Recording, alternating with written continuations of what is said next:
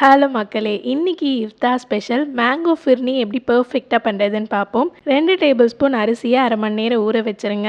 நான் நார்மல் அரிசி தான் யூஸ் பண்ணுறேன், நீங்கள் பாஸ்மதி கூட யூஸ் பண்ணிக்கலாம். இப்போ அரை மணி நேரம் கழிச்சிட்டு அரிசி நல்லா வடிகட்டிட்டு ஃபேன் காற்றுல ஒரு 10 நிமிஷம் வச்சிடலாம். இப்போது ஈரம்லாம் லைட்டாக போயிருக்கும். இதை ஒரு மிக்சியில் சேர்த்துக்கோங்க. அரைக்கும் போது ரொம்ப பவுடராகவும் அரைக்கக்கூடாது அண்ட் பெரிய பெரிய அரிசியாகவும் இருக்கக்கூடாது. இட்லி ரவெல்லாம் இருக்கும்ல, அந்த மாதிரி அரைச்சிக்கோங்க. இதை ஒரு பவுலில் சேர்த்துட்டு 1 கப் காய்ச்சி ஆற வச்ச பால் சேர்த்து மிக்ஸ் பண்ணிக்கோங்க. அப்போ தான் கட்டி தட்டாமல் இருக்கும்.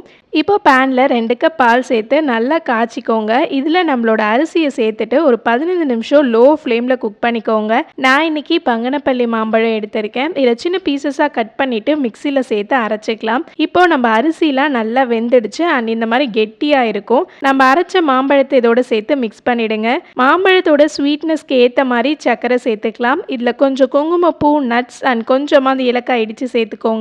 அவ்வளோதான், ரெடி. யூஸ்வலாக ஃபிர்னி பார்த்தீங்கன்னா இந்த மாதிரி மண் பாத்திரத்தில் சர்வ் பண்ணுவாங்க. ஃப்ரிட்ஜில் ஒரு 2 மணி நேரம் வச்சுட்டு மேலே நட்ஸ்லாம் போட்டு சாப்பிட்டிங்கன்னா வேறு லெவலில் இருக்குங்க. அண்ட் குக் வித் கோமாளியில் இந்த ரெசிபி யார் பண்ணதுன்னு தெரிஞ்சதுன்னா மறக்காமல் கமெண்ட் செக்ஷனில் சொல்லிவிடுங்க. பாய் பாய்.